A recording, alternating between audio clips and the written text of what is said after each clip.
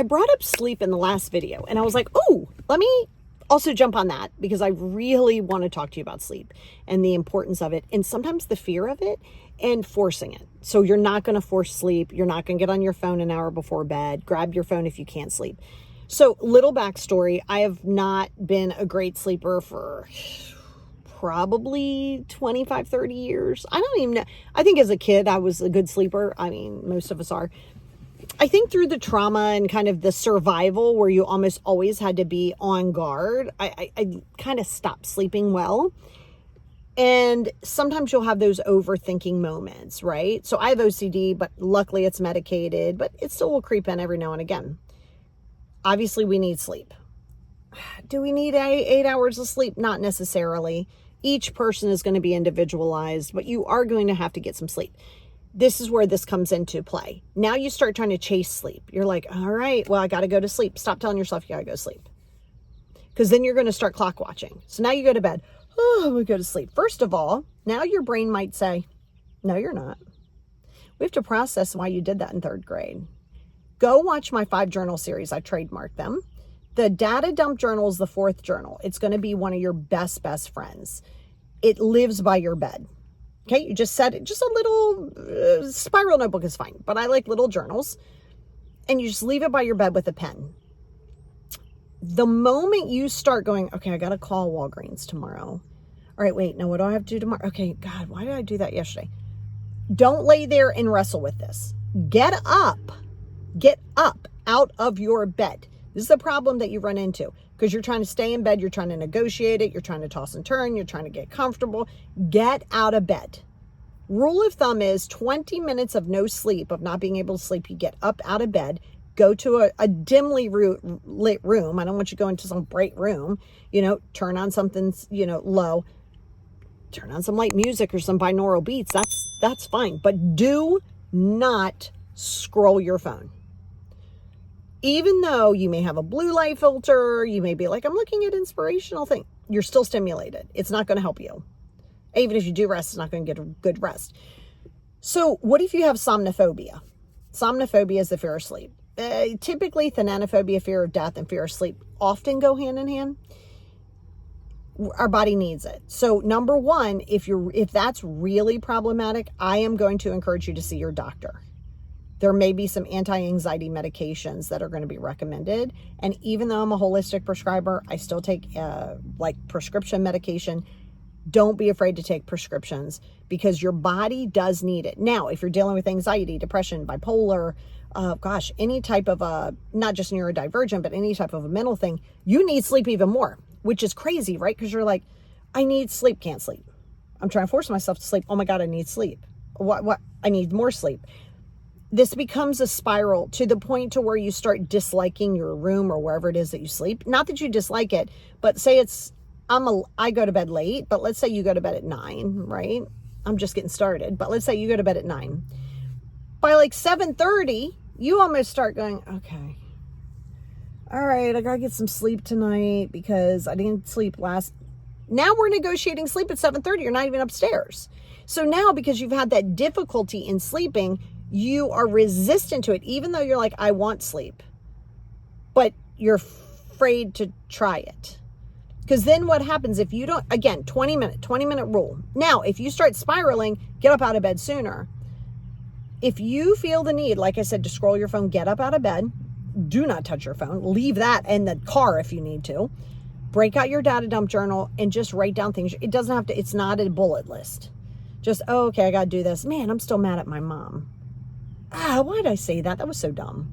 Just dump it in there. It doesn't have to make sense. What I like for you to do with that data dump journal and even the negative journal, if you want to know that, go back to the journal series. But the data dump journal, when it gets full, never go back to read that or your negative journal. Positive journal, gratitude journal, yes, because you can see that you're grateful and you're productive, productive for yourself. When that gets full on the new moon, full moon, you take it outside, you burn it. You never read it, you let it go. Over a period of time, it still lives there. I have a data dump journal. Over a period of time, that becomes less and less and less. Be careful of drinking caffeine after 3, 4 o'clock in the afternoon. Yeah, okay. Drink some hot tea before you go to bed. Cool. Not a miracle cure. read a book, start to unwind an hour before bed.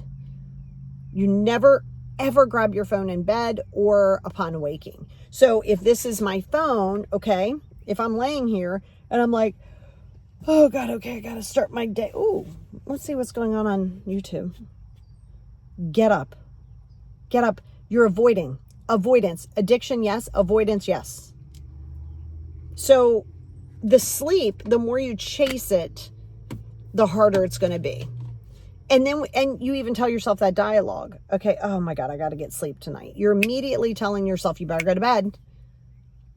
And if you have somnophobia that goes deeper, it could be a deeper anxiety. It could be a mental thing that you want to really get looked at. It could be OCD. It could be anxiety. It could just be a phobia. Well, it is a phobia. So it is a phobia. Somnophobia. It's in the name. Stay off of Google.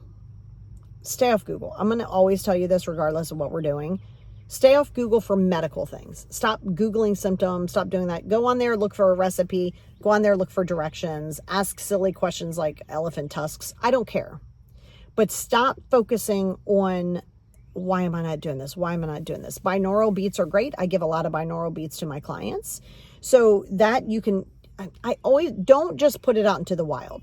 Put on earphones or earbuds and just lay there and just kind of sit there and just listen to the binaural beats. Okay. There might be drumming. There might be some, don't try to run from your brain. Like, don't try to run away from thoughts. We're not going to run away from thoughts. Let them filter in. Get up, right about them. Okay. Sleep aids. How do I feel about sleep aids? If your doctor prescribes them, I think it's okay. I also think that there's other ways of doing it. But right now, sometimes if you're struggling and you've had 2 hours sleep here, but again, I get it. I get it. So that's why the meditations, that's why the data dump journaling, I'm telling you it works. But you got to do it consistently. You're going to lay in bed and you're going to go, I don't feel like getting up. You're going to lay there and now you're going to clock watch. Now you're going to lay in bed. You're going to be like, oh, okay, I'm going to bed. And now you're like, okay, why is the sun yellow? Why is all this stuff? Why am I not doing this? And oh my God, you made that stupid decision. Now you look at the clock and you're like, okay, it's 1 o'clock. Got to get up at 6. 2, 3, 4, 5, 6. Okay. All right. Got 5 hours sleep. I can do 5 hours sleep. I can do 5 hours sleep. Okay. But remember, you still have that presentation and I can't believe that person said that to you. Okay. Okay. It's 2:30 now. 2, 3, 4, 5, 6. Okay. Okay. I'm still okay. So now you're clock watching. Clock watching and trying to force yourself to sleep is never going to happen. Because again, even when you sleep, it's not going to be rested. So again, if you're struggling with anxieties, depressions, OCD especially, by all means, talk to your doctor about this. But here's the thing. You can't say you want to feel better and do that, but then be afraid of taking the medicine because you want to sleep, but you want to do it natural. We all want to do it natural. But sometimes you have a chemical thing. You have something going on. It's not all going to just be cognitive. CBT is great because it gives you a different analyzation, restructuring your thoughts. Absolutely. Get creative, dump it all down. And then it also gives you a new space. It gives you a space and sense of direction. So the next time you find yourself fighting sleep or trying to avoid it, color. Seriously, but a color. Don't do it on you could do it on your iPad. I prefer a coloring book with actual pencils or crayons. I know you're going to say you got to go to work tomorrow. You got a long day. Okay, but guess what? You're still not sleeping. So you might as well do something that's going to rest your mind. And you'll find, and this is the rule of thumb for any of the sleep analysis that you may do. A sleep study is always recommended too. It could be sleep apnea. You don't know. But when you do it, they're always going to tell you, don't go to bed until you feel sleepy. If you struggle with sleep. Right? Because then you're going to force yourself. You're going to be like, 9 o'clock, I got to go to bed. No, you don't. I know you want the 8 hours sleep, but you may or may not get it. So the next time that you find yourself tossing, turning, or think, and you're thinking about silly things, or you're thinking about real things, and you're trying to prevent things in the future, you're trying to make up in the past, pause. Pause. Get out of bed. Get the 5 journals. Get the Daddum journal. Watch it. And then do the things and stop telling yourself you got to go to sleep. And if you find yourself grabbing your phone and you find that it's difficult for you, literally put it in the car. Put it somewhere that is going to force you to get up out of bed. Put it in the bathroom underneath the sink. Because now your automatic habit, it's not going to have that. And then you can actually investigate and say, oh my God, do I have phone addiction? Do I feel like I'm losing my mind? So start that with your sleep. You may find that over a period of time, after consistency, it's going to be much, much, much better for you.